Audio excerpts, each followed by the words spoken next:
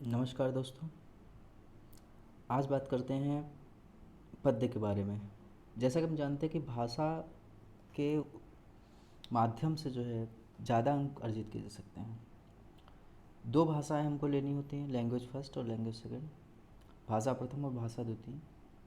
जो भाषा प्रथम और भाषा द्वितीय दोनों में से जो एक पैटर्न है क्वेश्चन का, वो ये है कि 15 नंबर के पैराग्राफ से जो है उसके जो पद्यांश और या गद्यांश है उससे आंसर लिखने होते हैं।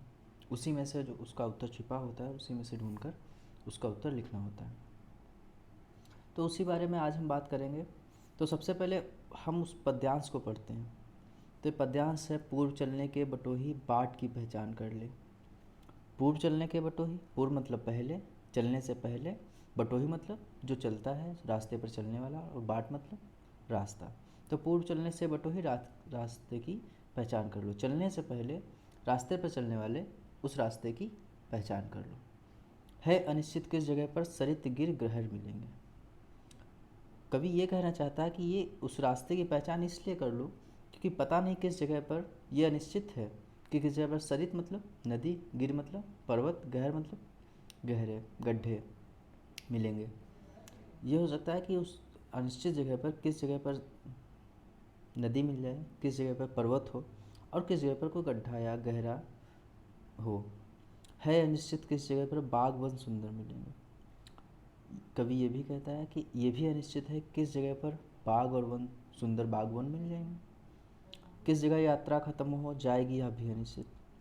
हमारी सबकी यात्रा कहाँ खत्म होगी इस बारे में भी अनिश्चितता है अनिश्चित कब सुमन कब कंटकों के सर मिलेंगे। सुमन मतलब पुष्प, कंटक मतलब कांटे।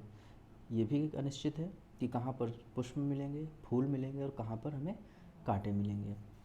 कौन सहसा छू जाएंगे, मिलेंगे कौन सहसा। अचानक से कौन छू जाएगा, इतना कौन छू जाना मतलब आत्मीय हो जाना, सहसा मतलब अचानक। मिलेंगे कौन सहसा, और कौन से लोग होंगे जो अचानक मिल जाएंगे। आ पड़े कुछ भी रुकेगा तू न ऐसी आन कर ले। देखिए जो ये कहना चाहता है, ये कविता है हरिवंश राय बच्चन की। तो हरिवंश राय बच्चन जी ये कहना चाहते हैं, हालांकि हमारे लिए जानना ज़रूरी नहीं है लेकिन फिर भी वो ये कहना चाहते हैं कि जो प्राकृतिक रूप से होने वाला है वो होकर रहेगा। उसके लिए तुम कुछ भी कर लो, आन मतलब करना, मतलब उस तरीके से कि कोई प्रयास करना, लेकिन वो चीज़ होकर रहेगी। इसलिए क्या कहते हैं कि पूर्व चलने के बटो ही बाट की पहचान कर लें। अब हम इसके क्वेश्चन आंसर की तरफ चलते हैं। तो पहला प्रश्न देखते हैं कि कविता में पंक्तियों में यात्रा की किस विशेषता की ओर संकेत किया गया है।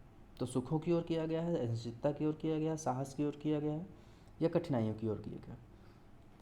इसमें उत्तर निकालने का एक दूसरा तरीका ये है कि जब हमें उत्तर आता है तब तो हम आराम से निकाल सकते हैं, लेकिन जब हमें डाउट है या हमें नहीं आता है तो हमें ये देखना होगा कि उसमें उत्तर कौन सा नहीं होता है। इसको हम बोलते हैं एलिमिनेटिंग मेथड। एलिमिनेट कर देंगे हम, उनको हम हटा देंगे, विलुप्त कर देंगे।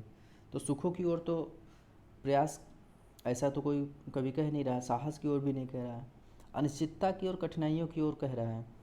कठिनाइयाँ भी हैं, अनिश्चितता भी है, लेकिन जो ज़्यादा जोर दे रहा है कभी वो किस पर दे रहा है, अनिश्चितता पर। तो इसलिए सही इसका उत्तर हो जाएगा अनिश्चितता की ओर। दूसरा है, कविता में आए सुमन और कंटक किस भाव के प्रतीक हैं। अब ये प्रश्न थोड़ा ध्यान से समझना है कि कविता में आए सुमन और कंटक किस भाव के प्रतीक हैं। अगर इसका अर्थ पूछे तो सुमन का अर्थ मैंने पुष्प बताया, कंटक का अर्थ कांटे बताया, तो फूल और कांटे हो जाएगा।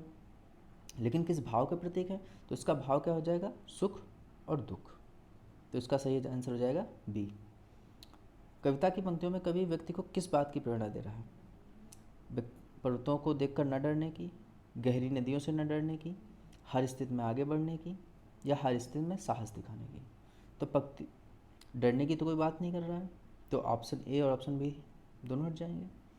अब हर स्थिति में आगे बढ़ने की, यही आंसर इसका सही हो जाएगा क्योंकि हर स्थिति में साहस दिखाने की बात ऐसी कोई कभी बात नहीं कर रहा है। तो ऑप्शन इसका सही हो जाएगा सी। अगले उस पर चलते हैं प्रश्न पर। इस जीवन यात्रा में सब कुछ निश्चित है। क्या सब कुछ निश्चित है? ऐसा कभी ने नहीं कहा। हमें इसमें अपना कोई भी अतिरिक्त दिमाग नहीं लगाना है। हमें जो हमारे पास पैराग्राफ दिया है उसी में से हमको इसका उत्तर ढूंढना है। सब और मुश्किलें हैं, हाँ सब और मुश्किलें हैं। सब और सुख है, नहीं सब और सुख नहीं है।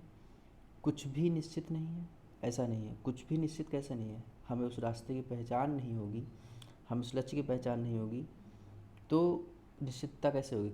कि ये डबल निगेटिव होगा, कुछ भी निश्चित नहीं है। तो इसका सही आंसर हो जाएगा बी, सब और मुश्किलें हैं।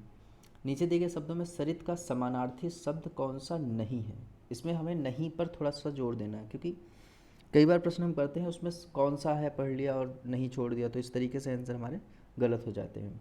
और एग्जामिनर हमारी जो है साइकोलॉजी जो पढ़ते हैं उसके साथ में बहुत अच्छे से खेलता है, हमारी जो मेंटेलिटी है, हमारा जो मेंटल एबिलिटी उसके साथ में बहुत अच्छे से खेलता है। वो क्या करता है, बहुत सारे प्रश्नों में इसी तरीके से नकारात्मकता उसमें छुपा देता है, जिसका हमें उत्तर आते हुए भी गलत कर देते हैं। तो इसका समानार्थी मतलब क्या होता है? समानार्थ, समान अर्थ में समान अर्थ वाला, अर्थात पर्यायवाची। तो सरित मैंने बताया था नदी। तो जयमाला माने क्या होता है? जयमाला माने भी नदी होता है, नद माने भी नदी होता है, तटनी वाले भी नदी होता है। लेकिन प्रवाह माने क्या होता है? बहना। प्रवाह माने नदी तो होती नहीं। हम लोग कहते हैं नदी का प्रवाह तेज था, तो नदी का प्रवाह तेज था, तो हम लोग नदी प्रवाह दोनों अलग चीज़ें हो गई ना। तो इसका सही आंसर हो जाएगा सी। तो उस प्रवाह इसका सरित का पर्यायवाची नहीं है। अनिश्चित शब्द में कौन सा प्रत्यय लगा सकते हैं? तो अनिश्चित शब्द में ती प्रत्यय लगाएंगे तो अनिश्चित ही हो जाएगा, नहीं हो सकता। ती प्रत्यय लगाएंगे तब भी नहीं हो पाएगा, तो ता लगाएंगे तब अनिश्चितता या अनिश्चितते। तो हम सब जानते हैं कि इसका आंसर अनिश्चितता हो जाएगा। तो लॉकडाउन तो ख़त्म हो चुका है, पढ़ते रहिए और तैयारी करते रहिए। धन्यवाद।